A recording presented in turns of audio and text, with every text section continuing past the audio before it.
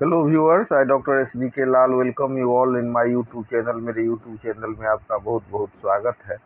आज का वीडियो आतंकवाद को लेकर के है कि कैसे आतंकवाद का अंत होगा और क्या ये जो सर्जिकल स्ट्राइक है या मतलब इसके जिसके द्वारा इतने सारे जो आतंकवादी के शिविरों को नष्ट किया गया है, इससे आतंकवाद अंत हो जाएगा।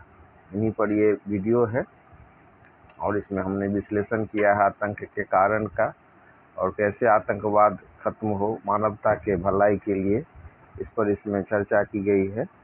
तो आइए शुरू करते हैं। आज दुनिया में कोई भी देश ऐसा नहीं है जो आतंकवाद से अछूता है। ये आतंकवाद सिर्फ आतंकवादी ही नहीं फैलाते हैं, कहीं शोर का आतंक, कहीं घूस का आतंक, कहीं भ्रष्ट अधिकारी का आतंक, कहीं असामाजिक तत्व का आतंक, या कहीं पर आप देख सकते हैं जो उन्मादी है उसका आतंक है, तो कहीं पर जो जमीन कब्जा करने वाले भूमाफिया का आतंक है। तो तरह तरह के आतंक हैं और अगर सारा सिस्टम अच्छा से काम कर रहा है, लोग अगर वसुधैव कुटुंबकम में विश्वास करते हैं और सर्वे भविन्तु सुखिनः में विश्वास करते हैं, तब ये अंत हो सकता है। आज दुनिया में आतंकवाद फैलाने वाले दुनिया को भयभीत करना चाहते हैं और इसको अंजाम पर पहुंचाने के लिए गरीब, लाचार और विवश लोगों का इस्तेमाल किया जाता है। कुछ लोगों के लिए दौलत यासी का जरिया है यह आतंकवाद, तो कुछ लोगों के लिए अपना मिशन और एजेंडा पूरा करने का जरिया। कई बार ये आतंकी संगठन जब अपने शक्तिशाली दुश्मन को डायरेक्ट नहीं ललकार पाते तो ये गुरिल्ला छाप युद्ध में छिटपुट हिंसा और लोगों को हताहत करते हैं। कई बार ये अपने हक और हुकूक के लिए शुरू होता है, पर बाद में इसके आला तानाशाह बनकर खुद अपने अनुयायियों से अपने गुलाम की तरह व्यवहार करते हैं। अपने इन्हीं अनुयायियों के बल पर ये अकूत संपत्ति के मालिक और एयास बन जाते हैं। फिर गैर कानूनी धंधा, फिरौती, वसूली, हफ्ता, नकली नोटों का कारोबार, देह व्यापार, नशीली वस्तुओं का कारोबार करके या उसको प्रोत्साहित करके ये अपनी संपत्ति और शक्ति को बढ़ाते जाते हैं। यह बोल पाना बहुत कठिन है कि आतंकवाद की शुरुआत कैसे हुई, लेकिन बहुत ही प्राचीन काल से दुनिया इसके दंश को झेलती रही है। सनातन विचारधारा के अनुसार मनुष्य के मस्तिष्क में मौजूद आसुरी शक्ति आतंकवाद के लिए उत्तरदायी है। तो क्रिश्चियन और इस्लाम विचारधारा के अनुसार यह शैतान का काम है और इसके लिए शैतानी शक्तियाँ उत्तरदायी हैं। प्राचीन काल में असुरों का काम ही था ऋषि मुनियों के यज्ञ को ध्वंस करना, लोगों को मारना, नरमांस भक्षण, उनकी संपत्ति और महिलाओं का हरण।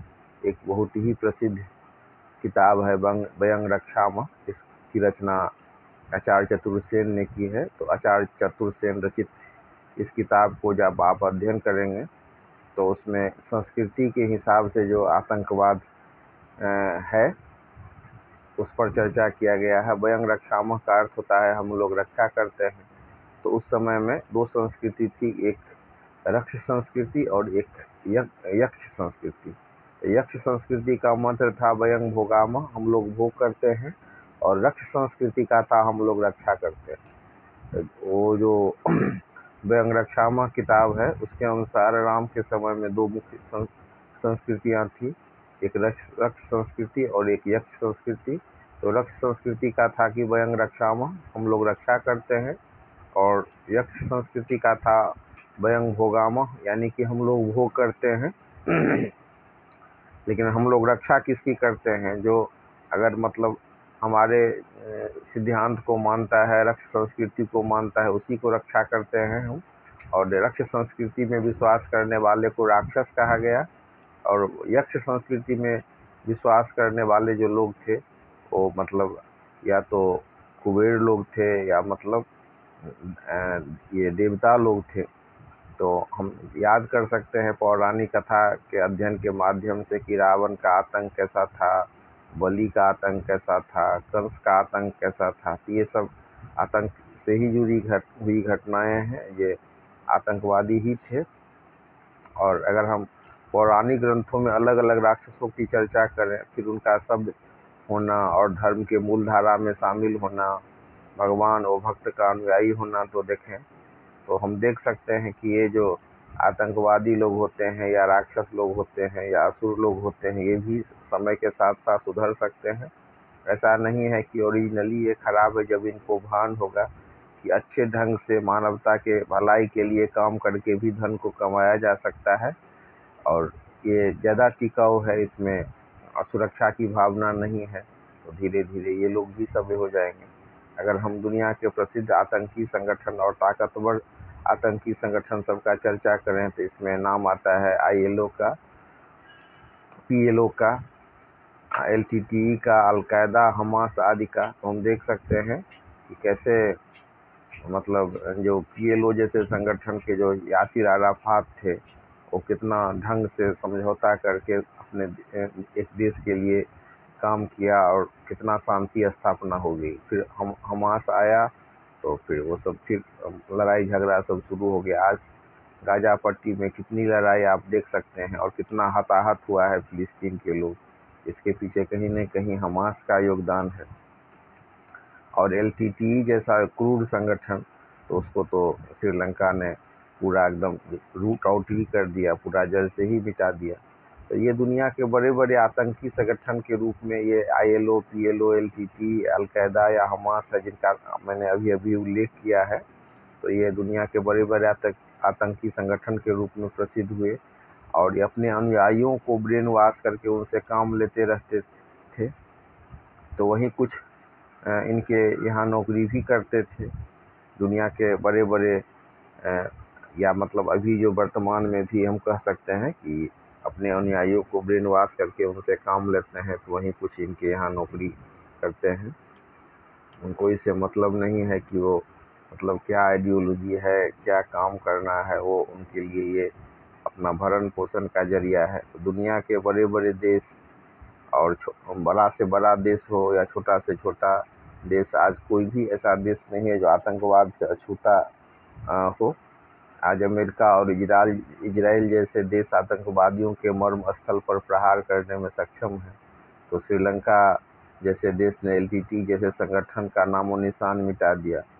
वहीं नेपाल में तो माओवादियों ने पूरा सत्ता और संविधान पर ही कब्जा कर लिया। यही काम हिटलर ने जर्मनी में किया और मुसोलिनी ने इटली में किया था।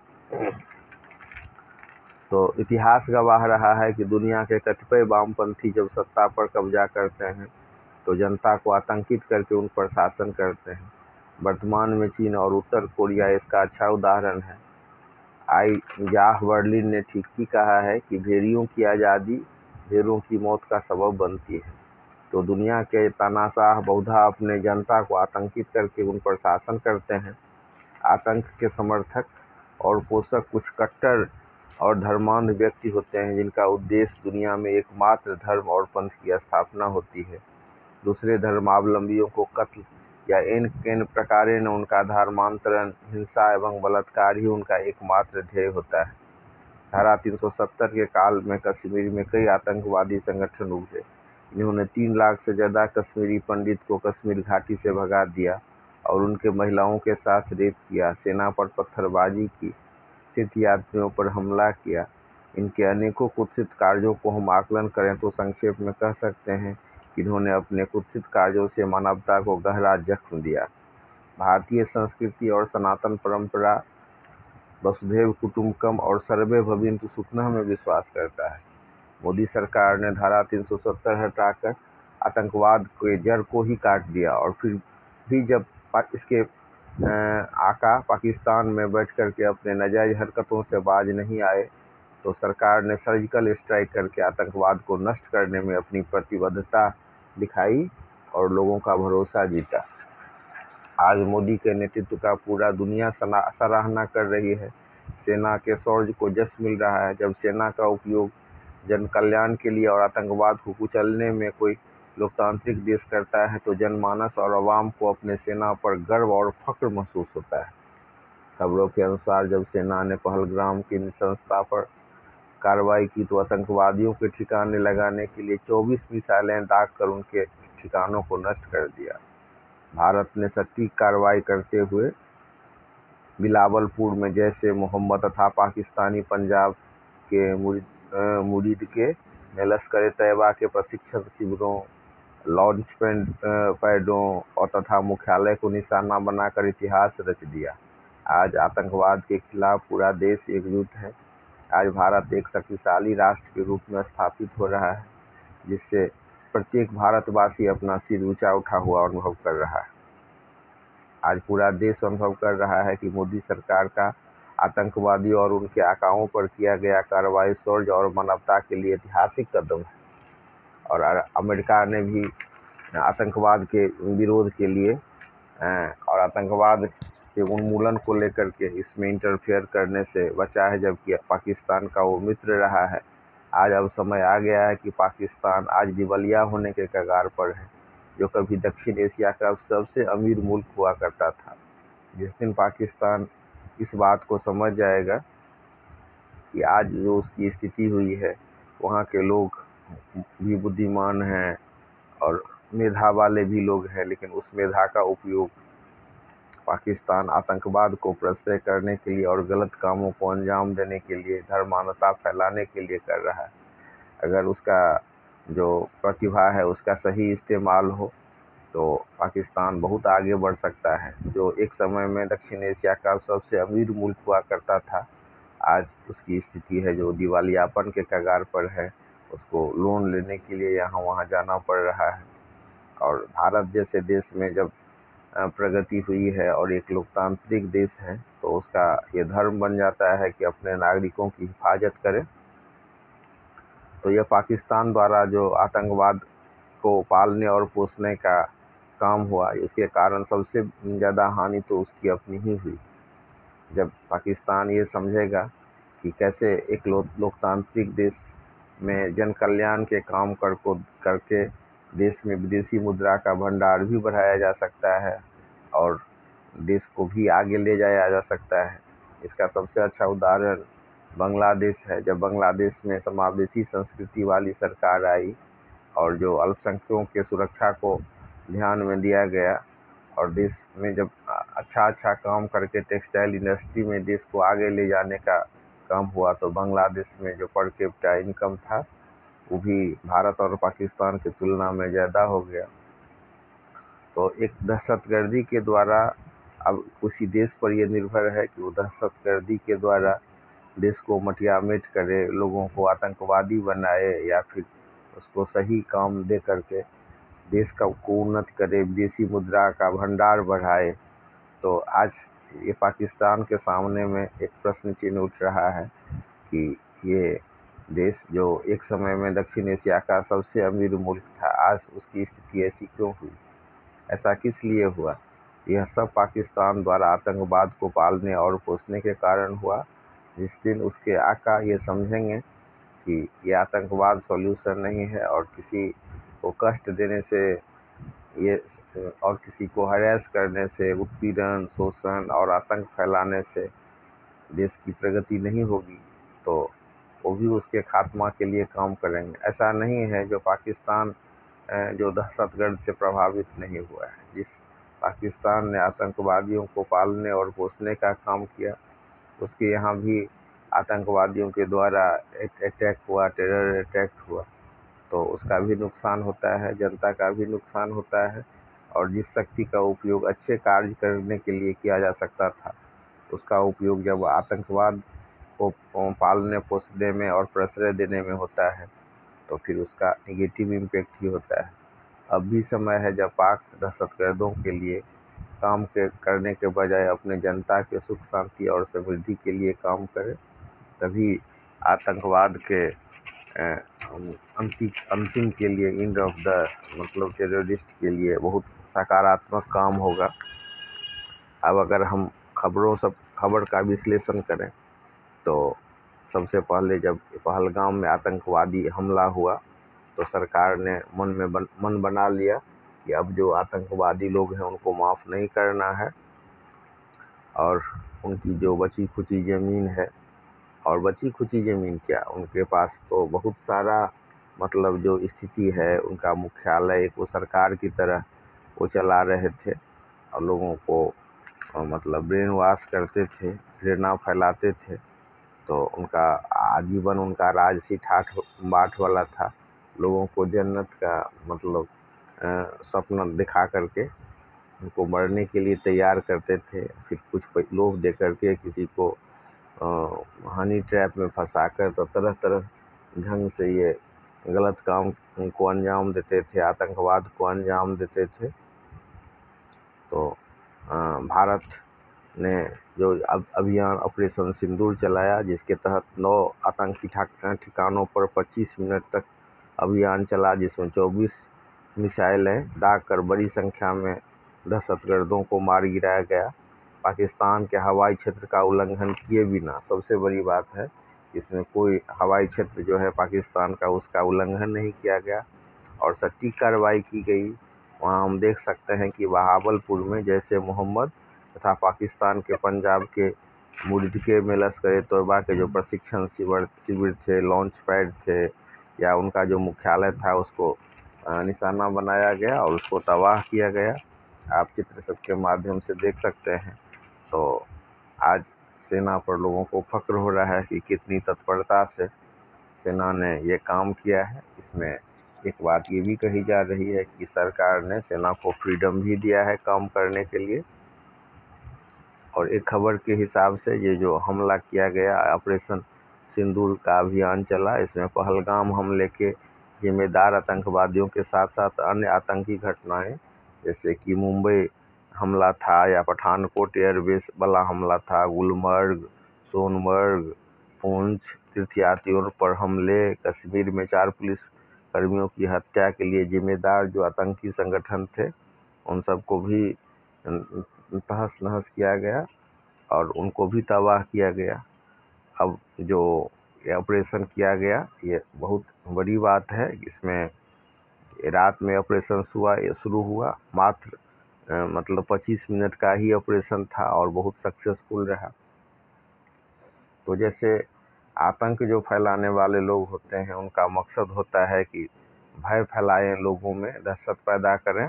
वैसे ही जब तक ये आतंकवादी नहीं डरेंगे, जब उनको ये भय नहीं होगा कि नहीं उनके साथ भी एक पावरफुल संगठन है, एक ऐसा संगठन जो लोगों के भलाई के लिए काम करता है, और जब लोगों के साथ ज़्यादातरी होगी, जब तीर्थयात्रियों पर या पर्यटकों पर हमले होंगे, जब निर्दोष यात्रियों की हत्या होगी, तो फिर भारत चुप नहीं बैठेगा। और तब उनमें जब भय होगा, तब उससे कुछ ये जो संगठन है, ये प्रेम का भाषा नहीं समझते हैं। ये इनका एक ही मात्र है एजेंडा है, लोगों का खून पीना, लोगों को भयाक्रांत करना। और जो प्रगति में अभी चल रहा था, प्रगति की स्थिति में जो कश्मीर चल रहा था, जहां रिकॉर्ड बढ़ोतरी हुई थी पर्यटन में, इन सारे चीज़ों को ध्वस्त कर दिया गया। तो भारत ने कमर कस लिया कि नहीं, अब इस पर कार्रवाई करनी है। फिर ऑपरेशन सिंदूर को अंजाम दिया गया और जीरो टॉलरेंस की नीति जो आतंकवाद के प्रति है भारत की, उसको उसके लिए उसी के तहत ये सब काम हो रहा है। जब सरकार अब इस मूड में नहीं है कि आतंकवाद को किसी भी एंगल से बख्शा जाए, तो ऑपरेशन रात में 1:05 पर शुरू हुआ और 1:30 में इस ऑपरेशन को पूरा किया गया। इसमें पाक में 4 और पाक अधिकृत कश्मीर में 5 आतंकी शिविरों को नष्ट किया गया। अब पाक तो दावा करता है कि मात्र उसके 26 ही लोगों की मौत हुई है और कई घायल हुए हैं, लेकिन अगर एक खबर की माने तो पाक की जो इंटर सर्विसेज पब्लिक रिलेशंस है, उसने दावा किया कि हमले में हमारा लड़ाकू विमान भी सुरक्षित है। और आप इसी से अंदाज़ा लगाइए, अगर आप मसूद अजहर को सुनिए, तो उसके जो माने परिवार के लोग थे, परिवार के मेंबर थे या उसके जो खास लोग थे, जब उनका देहांत हुआ, तो आतंकी संगठन जैश-ए मोहम्मद के प्रमुख मतलब मसूद अजहर ने कहा कि वो भी मर जाता तो कितना अच्छा होता। तो इससे पता चलता है कि भारतीय कार्रवाई से वो आतंकवादियों में कुछ डर समाया है और उनको लग रहा है कि किसी को मौत देना, किसी को गला रेत देना कितना मतलब बड़ा जघन्य काम हो सकता है, और दर्द क्या होता है अनुभव, जो हमेशा दूसरे को दर्द देते रहते हैं, उनके लिए भी ये बहुत बड़ा कदम आप कह सकते हैं। और आप अगर टीवी या मतलब यूट्यूब पर आप देख सकते हैं कि किस तरह से ये फुट फुट करके रोया, तो ये बहुत बड़ी सफलता है। लेकिन मतलब उसको पश्चाताप भी होना चाहिए और उसका हृदय परिवर्तन भी होना चाहिए। और अगर हम भारत के रक्षा मंत्री की बात करें तो उन्होंने कहा कि हनुमान जी के आदर्शों का पालन किया गया। उन्होंने कहा था कि जो मोहि मारा ते मैं मारे, तही पर बांधे तनय तुम्हारे की बात को उन्होंने उल्लेख किया कि जैसे हनुमान जी जब अशोक वाटिका में पूरा वृक्ष सबको तहस नहस कर रहे थे और उनसे पूछा गया कि क्यों उन्होंने इसको तहस नहस किया और क्यों उन्होंने राक्षसों का संहार किया, तो हनुमान जी ने कहा था कि जिनमें ही मारा तिनमें ही मारे, तही पर बांधे तनय तुम्हारे। और इस पंक्ति को कोट करके बहुत ही उचित ढंग से भारत की बात रखी कि भारत ने सिर्फ अपना रक्षा किया है, अपने लोगों के रक्षा के लिए किया है। ये जो बर्बर कार्रवाई है उसके विरुद्ध में, आतंकवाद के विरुद्ध काम होना था। और मोदी ने अपने सेना के बेहतरीन काम को सराहा है कि किस तरह के तत्परता से और सर्जिकल स्ट्राइक से लोकतंत्र मजबूत हुआ है और आतंकियों का हमला पस्त, और इसमें भारत के सभी दलों का सहयोग है।